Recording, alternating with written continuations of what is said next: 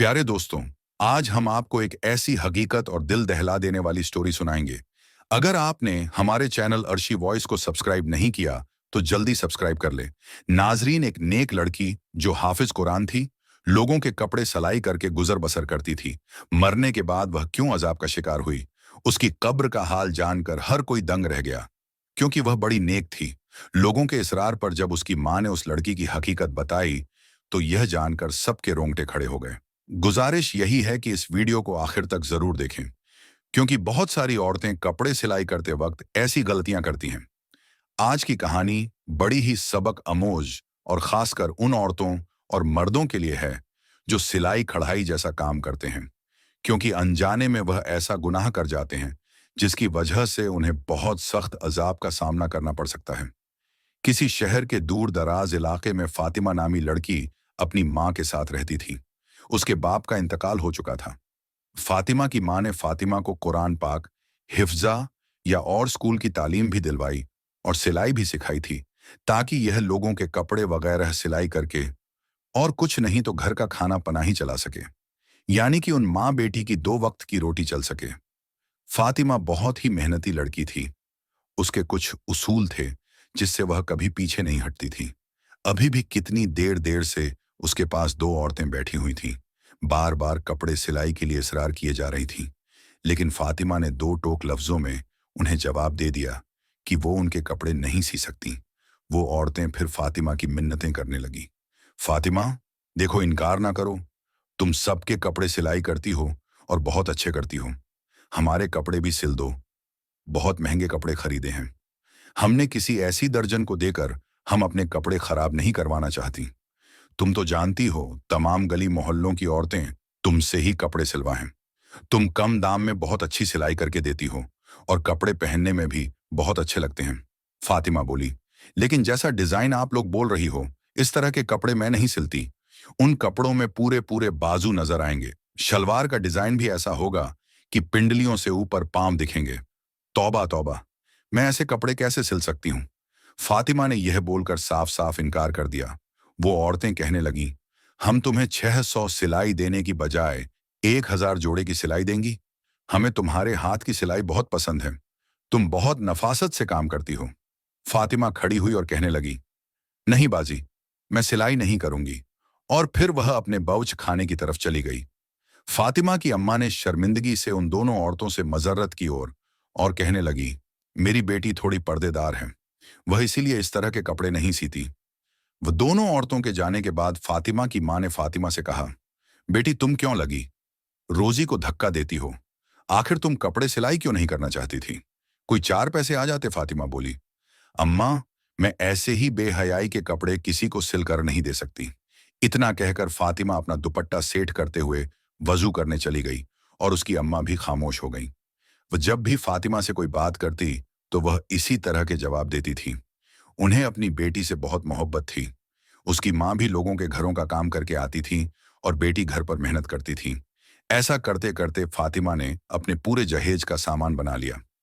फिर फातिमा की मां ने अच्छा लड़का देखकर फातिमा की शादी कर दी। वो लड़का गरीब जरूर था, लेकिन फातिमा की बहुत इज्जत किया करता था। फातिमा की मां ने शादी तय करते वक्त यह कहा था कि मेरा तो कोई सहारा नहीं मेरी बेटी के अलावा, इसलिए मैं अपनी बेटी और दामाद को अपने घर पर ही रखूंगी। वह लोग भी मान गए। इस तरह फातिमा शादी के बाद अपनी ही मां के घर दोबारा से रहने लगी। उसका शौहर जितने भी पैसे कमाता, लेकिन घर का गुजारा फिर भी मुश्किल था। फातिमा को कपड़े सिलाई करना ही पड़ते थे। वक्त ऐसे ही गुजरता गया। फातिमा प्रेग्नेंट हो गई। अब कपड़े सिलाई करना बड़े मुश्किल हो रहे थे। इधर फातिमा को यह खुशखबरी मिली और उधर से शौहर ने घर आकर बताया, उसे नौकरी से निकाल दिया गया है। फातिमा यह बात सुनकर रोने तड़पने लगी कि अब मेरा क्या होगा। मैं इस हाल में भी कपड़े सिलाई करूंगी, क्या मुझे सुकून नहीं मिल सकता? हालांकि फातिमा का शौहर फातिमा का बहुत ख्याल रखता था। जब वह कपड़े सिलाई करने बैठती तो फातिमा को वहीं बैठे चाय भी बना देता, कभी खाना बना देता और बाहर नौकरी भी करता था। अब अक्सर ही फातिमा की अपने शौहर से काम के सिलसिले में बहस हो जाती। शौहर से वह बदतमीजी करने लगती, बदजुबानी करने लगती। जब शौहर खाना खाने बैठता तो आगे से यह कह देती, काम के नाकाज के दुश्मन, अनाज के वह बेचारा दो निवाले खाता और उठकर बाहर चला जाता। हालांकि वह भी रोज काम ढूंढने जाता था, और यह तो अल्लाह की मर्जी थी कि उसको काम मिल ही नहीं रहा था। ऐसा करते करते आखिर वो दिन आ गया कि फातिमा के घर बेटी पैदा हुई। फातिमा का शौहर और फातिमा की माँ बच्ची को देखकर बहुत खुश हुए। फातिमा का शौहर तो बच्ची की खुशी में घर घर में मिठाइयां बांट रहा था। इधर फातिमा के शौहर को बच्ची की खुशखबरी मिली, और उधर फातिमा के शौहर का काम भी लग गया। जहां फातिमा के शौहर को काम मिला, वह ठेकेदार बड़ा ही सख्त मिजाज था। मजदूरों के साथ बदतमीजी से पेश आता। उसे बस काम ही प्यारा था। लोग बस मजबूरी के तहत उसके पास काम करते थे, और अक्सर वो मजदूरों को गंदी गालियां भी दे दिया करता था। इधर फातिमा के घर का गुजारा मुश्किल हो रहा था। जब बेटी थोड़ी सी बड़ी हुई तो फातिमा ने फिर से अपनी सिलाई स्टार्ट कर दी, ताकि उसकी बेटी का खर्च भी पूरा हो सके। जो भी औरतें कपड़े सिलवा कर ले जाती, उनके कपड़ों में से जो कपड़ा बच जाता, वो औरतें उसी को दे देती। उसी कपड़े से वो अपनी बेटी के छोटे छोटे फ्रॉक सिलाई कर लेती और उसको पहना। इसी तरह वह गुजर बसर कर लेती, क्योंकि फातिमा के शौहर की इतनी कमाई तो है नहीं थी कि जिससे वह ज्यादा खर्च कर सके। बिजली के बिल और घर का सौदा सलफ ही शौहर पूरा कर सकता था। फिर एक दिन खुदा की करनी ऐसी हुई कि उन लोगों के घर में जलजला सा आ गया। हुआ कुछ यूं, फातिमा का पांव अचानक सीढ़ियों से फिसला और पहली सीढ़ी से गिरती हुई आखिरी सीढ़ी तक आ गई। उसके सर से इतना खून बह गया, फातिमा की मां रोने चिल्लाने लगी। पूरा मोहल्ला उनके घर में इकट्ठा हो गया। जल्दी से फातिमा के शौहर को खबर कर दी गई। जुमे का दिन था, और फातिमा का शौहर इसलिए आज काम पर था कि एक्स्ट्रा जो पैसे मिलेंगे, मैं अपनी बच्ची के लिए खिलौने खरीदूंगा। उस दिन और कोई मजदूर वहां काम नहीं कर रहा था। जब फातिमा के शौहर को बीवी की ऐसी खबर मिली, तो जल्दी से अंधाधुंध उसने ताले लगाए और भागकर घर वापस आ गया। चाबी उसने अपनी जेब में रख ली और जल्दी से घर आ गया। डॉक्टर के पास ले जाते फातिमा रास्ते में ही दम तोड़ गई। फातिमा के शौहर को फातिमा की कई बातें बहुत याद आ रही थीं। वह तड़प तड़प कर रो रहा था, और फातिमा की मां भी बिलक बिलक कर रो रही थी। फातिमा का शौहर इसलिए भी ज्यादा रो रहा था कि उसकी मासूम सी बच्ची है। उसका क्या बनेगा? बिन मां के कैसे पलेगा? अभी तो वो इतनी छोटी थी कि मां का दूध पीती थी। ये सब सोचकर वो और भी ऊंची आवाज में रोने लग जाता। फातिमा की अचानक मौत पर हर कोई अफसोस करने लगा। कौन जानता था एक जवान लड़की भरी जवानी में यूं खामोशी से चली जाएगी। हर कोई फातिमा की नेकी के गुण गाया करता था। सभी जानते थे वो कितनी नेक थी, परहेजगार थी, हर किसी का ख्याल रखने वाली थी। हर कोई उसकी तारीफ में लगा हुआ था। फातिमा की मां और शौहर का रो रो कर बुरा हाल हो गया। वो दोनों गम से निढाल थे। फिर तदफीन का वक्त करीब आया और फातिमा का जनाजा उठ गया। फातिमा को करीबी कब्रिस्तान ले जाकर दफना दिया गया। उसे दफनाते वक्त उसका शौहर कब्र के अंदर उतारा था, और उसी दौरान उसके जेब में से वह चाबियां निकलकर कब्र के अंदर गिर गई। जहां काम से वह ताले लगाकर आया था, उसके शौहर को इस बात का पता ही न चला। वो घर लौट आया। शाम होते ही सब लोग अपने अपने घरों को चले गए। सबके जाने के बाद घर बिल्कुल वीरान सा हो गया। फातिमा की सिलाई मशीन सामने ही रखी हुई थी, जिसे देखकर उसकी मां बार बार रोने लग जाती, क्योंकि उसको पहले बेवा होने का दुख था, और अब बेटी के चले जाने और छोटी नवासी का तन्हा रह जाने का दुख बार बार सता रहा था। फातिमा के शौहर ने फातिमा की मां को संभाला और गोद में अपनी बच्ची को भी बिठाए हुए था। लेकिन एक मां को कहां करार आना था। जिस बेटी ने मां का बाजू बनकर दिखा खाया था, वो इतनी अचानक चली गई। फातिमा की मां को तो यकीन ही नहीं आ रहा था। बस फातिमा की मां यही बोले जा रही थी, अभी अभी तो मेरी बेटी कपड़े सिलाई कर रही थी, ये सब क्या हो गया उसकी मां को? किसी भी तरह से यकीन ही नहीं आ रहा था कि उसकी बेटी अब इस दुनिया से जा चुकी है। फातिमा की नन्ही बेटी भी बिलक बिलक कर रो रही थी, और फातिमा का शौहर नहीं चाहता था कि वह अगले 2-3 दिन कांप जाए। वो अपनी बेटी का खूब ख्याल रखना चाहता था, और बीवी के गम में बहुत डाल था। इसलिए वह मालिक को बताना चाहता था कि मैं अगले 3 दिन काम पर नहीं आऊंगा। जैसे ही फातिमा के शौहर ने जेब को हाथ लगाया, तो उसकी जेब में चाबियां नहीं थीं। वो सोच में पड़ गया कि ये आखिर चाबियां कहाँ चली गई। बहुत सोचने के बाद भी उसके दिमाग में आया कि चाबियां तो उसने जेब में ही रखी थीं। फातिमा की मां भी अपने दामाद का परेशानी वाला चेहरा देख रही थी। कहने लगी, फुरकान बेटा, क्या बात है? तब फुरकान ने अपनी सास को बताया, माँ जी, मेरी जेब में चाबियां थीं। वह पता नहीं कहाँ गिर गई। पता नहीं मस्जिद में गिर गई या कब्रिस्तान में गिर गई। उसी वक्त फुरकान के जहन में यह बात आई कि जब वह कब्र के अंदर उतरा था, उस वक्त कहीं चाबियां कब्र में तो नहीं गिर गई। उसी सोच के आते ही वो बहुत ज्यादा परेशान हो गया, क्योंकि वह ठेकेदार बहुत ही जरीला आदमी था। उसने तो फुरकान को छोड़ना नहीं था। जरा सी चाबी के गुम होते ही उसने तो उसकी जान ले लेनी थी, क्योंकि उसको इंसान से ज्यादा उनके काम की फिक्र रहती थी। अभी फुरकान यही सोच रहा था कि ठेकेदार का फोन आ गया और उसने कहा, सुबह बंदे काम पर लगाने हैं, तो मुझे अभी और इसी वक्त रातों रात चाबियां देकर जाओ, ताकि मैं बाकी के काम पर सुबह सवेरे मजदूरों को लगा सकूं। इतनी बात सुनकर फुरकान का हल्क खुश्क हो गया। वह यह भी ना कह सका कि चाबियां कहीं घूम गई हैं। उसने बस इतना ही कहा कि मैं आपको चाबियां सवेरे पहुंचा दूंगा। अब उसे रातों रात में ही चाबियां तलाश करनी थी। बहुत सोच विचार करने के बाद उसने कब्रिस्तान का रुख किया। रात के 12 बज रहे थे और फातिमा की बेटी अभी नानी के पास सो रही थी। फातिमा का शौहर रात के 12 बजे ही कब्रिस्तान की तरफ कदम बढ़ाने लगा। उसका दिल घबराहट का शिकार था। वह बहुत ज्यादा परेशान होने के साथ साथ खौफजिदा भी था। इससे पहले वो कभी इतनी रात को कब्रिस्तान नहीं आया था। ये कब्रिस्तान गांव से कुछ दूर वाक़या था। उसे बिल्कुल भी समझ में नहीं आ रहा था कि वो क्या करे, लेकिन यह भी मजबूरी थी। वो कीमती चाबियां थीं। उसने अपनी लापरवाही से गुम कर दी थीं और इन चाबियां को तलाश करते करते वो रात के 12 बजे कब्रिस्तान में पहुंच गया था। 401 अजीब सी मौत की वहशत थी। फातिमा के शौहर फुरकान का दिल बैठने लगा। शाम को ही उसने अपनी बीवी को जिस कब्र में दफन किया था, वह उसके करीब पहुंच गया। फिर उसने पैरों की तरफ से खुदाई शुरू कर दी। उसका मकसद अपनी चाबियां का हसूल था। अभी उसने थोड़ा हिस्सा ही खोदा तो गोरख वहां पहुंच गया और गुस्से से कहने लगा, ये तुम क्या कर रहे हो? क्या तुम कोई कफन चोर हो? फातिमा के शौहर ने घबराकर टॉर्च अपने चेहरे की तरफ किया तो गोरख कहने लगा, तुम तो वही हो ना जिसकी बीवी का शाम में इंतकाल हुआ था। फातिमा का शौहर घबराकर कहने लगा, हाँ, मैं शाम को अपनी बीवी को यहां दफनाने आया था, लेकिन बीवी को दफनाते हुए कीमती चाबियां मेरी जेब से कब्र में गिर गई हैं और वह चाबियां मेरे लिए बहुत जरूरी हैं। बराए मेहरबानी आप ही मेरी मदद कर दो। यह सुनना था कि वह आदमी जो गोरख था, फातिमा के शौहर की मदद करने लगा। दोनों ने मिलकर बहुत जल्दी अच्छी खासी कब्र खोद ली। गोरख के साथ मिलने से फातिमा के शौहर का डर भी खत्म हो चुका था और चाबी मिलने की उम्मीद भी जाग उठी थी। कुछ ही देर बाद कब्र पूरी तरह खुल चुकी थी। जब फातिमा के शौहर ने कब्र के अंदर का मंजर देखा तो फातिमा के शौहर के होश उड़ गए। गोरख ने दोबारा से जल्दी जल्दी कब्र में मट्टी डालना शुरू कर दी। उसके पसीने छूट रहे थे। वो कहने लगा, तुम्हारी बीवी कैसी औरत थी जो इसकी कब्र में ऐसा अजाब हो रहा है? फातिमा के शौहर को तो खुद भी यकीन नहीं आ रहा था। जो कुछ उसने देखा है वो सच में क्या उसकी बीवी के साथ ही हो रहा था? फातिमा तो बहुत अच्छी और नेक थी। उसकी नेकी का तो हर कोई तरा करता था।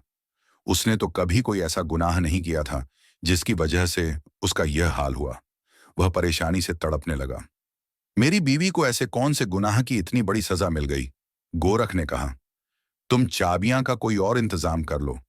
कब्र में चाबियां ढूंढना बहुत मुश्किल है और तुमने खुद ही देखा ना कि इसका यह अजाब खत्म नहीं हो रहा और वह किस हाल में है। इसकी तरफ से तौबा इस्तगफार करो और अगर कोई गुनाह ऐसा है जो इसने अपनी जिंदगी में किया है तो इसके बारे में पता लगाओ ताकि उसकी मगफिरत हो सके। फुरकान रोते रोते अपने घर वापस पहुंचा। फातिमा की मां ने उसे देखा तो कहने लगी, तुम इतनी रात तक कहां थे? मैं कब से तुम्हारे लिए परेशान हो रही थी। फुरकान फातिमा की मां के कदमों में बैठ गया। कहने लगा, अम्मा, मेरा चैन सुकून सब लुट गया और अभी भी बुरी तरह कांप रहा था। फातिमा की मां घबरा गई। पूछने लगी, बेटा बताओ तो सही, क्या माजरा है? तुम इतनी रात तक कहां थे?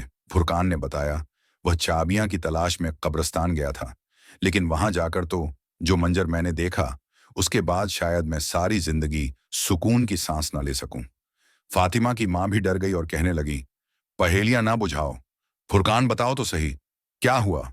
और फिर फुरकान ने रोते हुए बताया कि जब फातिमा की कब्र खोदी गई ताकि चाबियां को तलाश किया जाए तो कब्र का मंजर देखकर मेरे होश उड़ गए।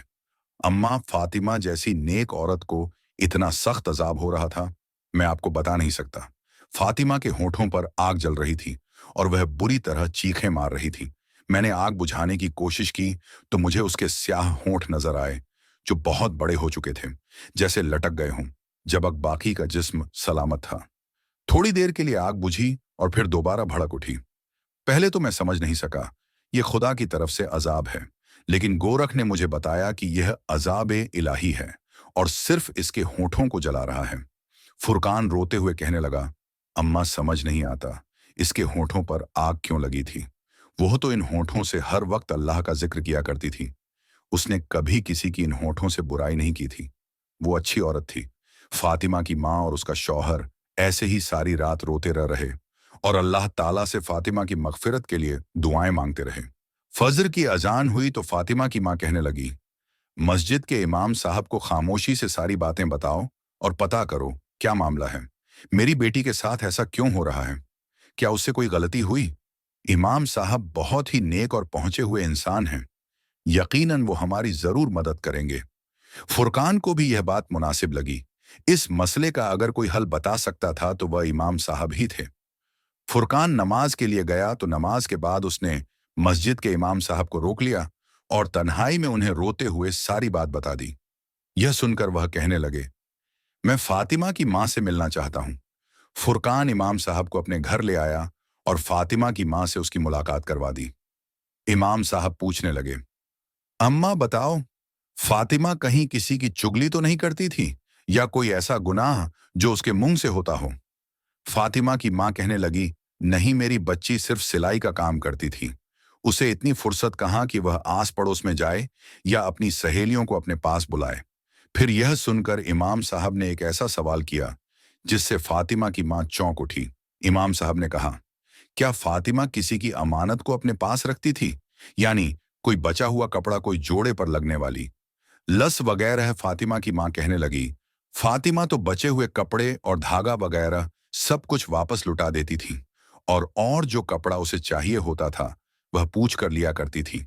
इमाम साहब कहने लगे, सोच लो कि ऐसी गलती हो सकती है जिसकी वजह से उसके मुंह ही मुंह को अजाब हो रहा है, लेकिन फिर भी उसने जाने अनजाने में कोई ऐसा गुनाह तो जरूर किया है। अमान तो बजने लगता है। यहाँ अमानत का ही कोई मामला है, क्योंकि फातिमा बेटी की नेकी से तो मैं खुद वाकिफ हूं, क्योंकि इमाम साहब भी फातिमा को अच्छी तरह जानते थे। उन्हीं के पास तो फातिमा ने कुरान पाक हिफ्जा। इमाम साहब कहने लगे, बीवी, फिर भी बेटी की कोई ऐसी बात सोचकर बताओ जो वह किया करती थी और उस आदत का ताल्लुक फातिमा के होठों से हो। फातिमा की मां बहुत सोचकर कहने लगी, और उसकी उस आदत से मुझे बड़ी चीड़ थी। वो कैंची की बजाय अपने मुंह से धागा तोड़ती थी और फिर धागे का जो जरर रेशा उसके मुंह में या होठों पर रह जाता उसे दांतों में चुभा। अक्सर ही मैंने उसका मुंह चलते हुए देखा था, लेकिन वह बार बार कैंची नहीं उठाती थी। मुंह से धागा खींचकर तोड़ दिया करती थी और फिर उसी धागे को मुंह से चिबाक थूक देती थी। बहुत बार मैंने उसे समझाया कि इस तरह हंट भी कट सकता है, लेकिन वह अपनी आदत में पक्की हो चुकी थी। ये सुनते ही इमाम साहब कहने लगे, तो फिर हो सकता है यह अजाब उसी धागे के जर्रे की वजह से हो, क्योंकि जब फातिमा की मौत हुई थी तो इससे पहले वह कपड़े सिलाई करती करती उठकर सीढ़ियों की तरफ गई थी। शायद उसकी मौत के वक्त वो धागे का जर्रा उसके मुंह में रह गया हो और उसी धागे की वजह से उस पर अजाब हो रहा हो। सिलाई के बचे हुए सामान के साथ धागे का एक जरा सा टुकड़ भी उस शख्स की अमानत कहलाता है जो कपड़ों की सिलाई के पैसे देता है। सारी बची हुई चीजों की तरह दागा और दूसरी चीजें भी वापस करना जरूरी होती हैं। बेहतर है कि आप लोग इस तरह से मगफिरत की दुआ करें, और जो लोग भी फातिमा से कपड़े सिलवाते थे उन सब से बात करके फातिमा की आदत के बारे में बताएं और इसके लिए माफी मांग लें। यह सुनकर फातिमा की मां बहुत ज्यादा परेशान हुई। बज़ाहिर तो यह बहुत मामूली सी बात थी, लेकिन उसकी वजह से फातिमा को इतना सख्त अजाब होगा ये उनके वहम गमान में भी ना था। फिर फातिमा की मां ने उन सब लोगों को अपने घर में जमा किया जिनके फातिमा कपड़े सिलाई किया करती थी और सबको फातिमा की इस छोटी सी आदत का बताकर फातिमा की मगफिरत के लिए हाथ जोड़े। लेकिन यह कोई ऐसी बड़ी बात तो थी नहीं, इसलिए सबने फौरन माफ कर दिया। कुछ लोगों की नजर में यह तो गुनाह भी नहीं था, लेकिन जो बात इंसान के नजदीक मामूली सी होती है, आमाल में वो अक्सर भारी होती है। यहां अब यह मामला अमानत का था, शायद इसलिए फातिमा की पकड़ हो गई थी। सब लोग फातिमा की अच्छी आदतों से वाकिफ थे, इसलिए फातिमा को माफ करके चले गए। उसी रात फातिमा की मां ने अपने दामाद से कहा, फुरकान जल्दी से दोबारा चाबियां के लिए तुम उसकी कब्र लाजमी खोदो और अंदर का मंजर देखकर बताओ, क्या इस पर अजाब हट गया है? फातिमा की मां जानना चाहती थी कि उसके अजाब के पीछे असल वजह क्या थी। क्या वाकई एक जरा सा धागा उस पर अजाब की वजह बना था? उस रात फुरकान फिर गोरख के पास गया और उन दोनों ने मिलकर कब्र खोदी तो देखा कि फातिमा की मैयत बिल्कुल ठीक थी। उसके पास से खुशबू आ रही थी, किसी किस्म का कोई अजाब बाकी ना था और फुरकान की चाबियां भी उसी कब्र में थीं। फुरकान ने वो चाबियां वहां से उठाई और कब्र वापस से बंद कर दी और घर वापस आकर फातिमा की मां को सारा माजरा सुनाया। उन्होंने अल्लाह का शुक्र अदा किया, उनकी बेटी पर से अजाबे इलाही हट गया। और फिर जब यह बात गांव वालों को पता चली तो हर कोई हैरान रह गया कि इस कदर नेकों का औरत को एक अमानत की वजह से अजाब भुगतना पड़ा था। सारे गांव वालों ने तौबा इस्तगफार की और फिर सब ने अपने मामलात को सुधारने की कोशिश की। उसी दिन के बाद गांव में हर कोई अमानत को लेकर बहुत चकना हो गया। किसी के पास किसी की जरा सी चीज होती तो उसे फौरन वापस लुटाया जाता। फातिमा तो चली गई थी, लेकिन जाते जाते अपनी मां और शौहर को उदास कर गई। वो फातिमा की बेटी और फातिमा का शौहर और मां तीनों उसे हर वक्त वक्त बार बार याद करते। फातिमा तो फूल थी जिसकी खुशबू चारों तरफ बिखरी हुई थी। उसके जाने के बावजूद भी लोग उसे बिल्कुल नहीं भूले थे। वह अपने अच्छे अखलाक और रवैये की वजह से सबके दिलों में आज भी जिंदा है। वो अब जन्नत के किसी आला मुकाम पर होगी। जो छोटा सा गुनाह उससे हुआ था, उसकी सजा वो भुगत चुकी थी। कहने को तो यह सिर्फ मामूली सी बात है कि छोटा सा धागे का टुकड़ा मुंह से तोड़ने पर उसका रेशा मुंह में रह गया, जिसे फातिमा ने चबाकर थूक भी दिया था। लेकिन अक्सर सिलाई करने वाली औरतों के साथ यही मामला होता है। बहुत सी औरतों को मैंने खुद मुंह से धागा कतर हुए देखा है, लेकिन क्या कभी किसी ने सोचा कि इसकी वजह से भी इंसान को अल्लाह के आगे जवाब देना होगा? ये जरा से धागे का रेशा भी अमानत का एक हिस्सा है और यह मामला कब्र तक जाएगा और इस जरा सी लापरवाही की वजह से भी अल्लाह का अजाब होगा। इसलिए आज की यह वीडियो हर उस शख्स के नाम है जो सिलाई कढ़ाई का काम करता है। अगर आप भी ऐसी कोई गलती करते हैं तो खुदारा ऐसी कोई गलती ना करें। ईमान में खयानत ना करें। धागे से लेकर बटन तक हर चीज को वापस कर दिया करें। हमें उम्मीद है कि आज की हमारी यह कहानी आप लोगों के लिए एक सबक है और जो लोग अमानत के बारे में मुहता नहीं रहते वो भी इस कहानी से बहुत बड़ा सबक हासिल करेंगे।